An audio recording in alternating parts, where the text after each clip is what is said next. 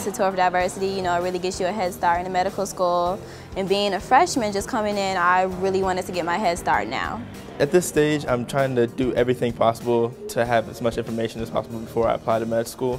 This will be my second time applying. I will be a reapplicant, but you know, I'm looking for any new tips, tricks, or hints that will help me get into med school this time. I need to come because I'm actually in the gap situation right now. I've graduated, I have my degree, and I want to see how to move forward with my medical degree. I'm interested in having a little bit more information about funding for medical school.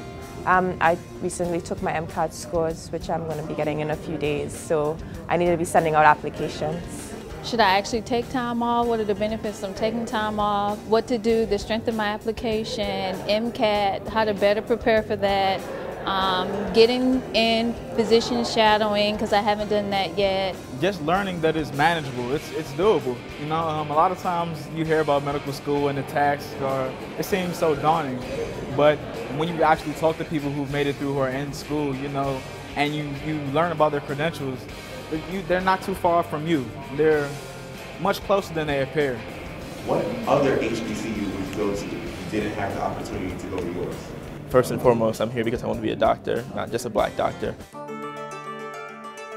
I grew up in a very impoverished area, down. If you ever been here in Newport News, downtown, by the water, it's very impoverished. Really no doctors.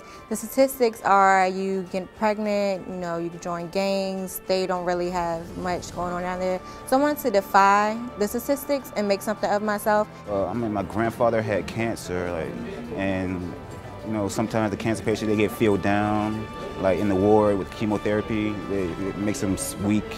And I saw like the nurses and the doctors, how they would help the patients feel better about themselves so that they can find the strength to get through that. It was my sophomore year in high school. I was actually hit by a car going 40 miles an hour. And it was just the atmosphere from the ambulance to the hospital, the care of the workers, they were really looking for my best interest. And I've never had an experience like that. So from then on, it really sparked an interest in emergency care.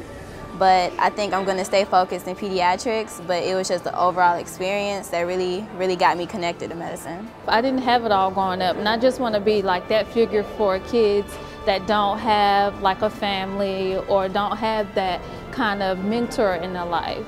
I want to help everyone, even like they said, you can help anyone in any field that you go into, but medicine is just something I've had a passion for since I was 7 years old, sitting in front of the TV watching Maternity Ward.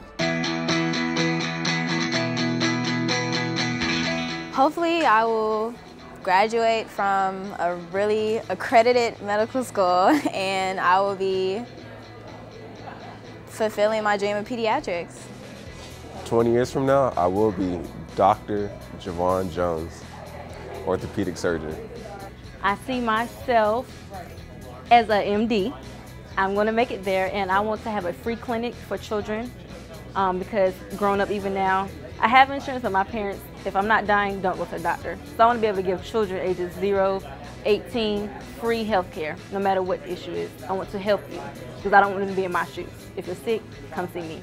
I want to open up a clinic for homeless people, like providing care to them. I plan on specializing because I want to be a surgeon, so I'm definitely going to be doing that for the next 10 years. 10 years from now, I plan to be a physician. I've been thinking about obstetrics and gynecology, helping young women, especially with the health disparities, because we have a lot in the nation, and I want to work in rural areas. I want to be the greatest surgical oncologist that ever lived.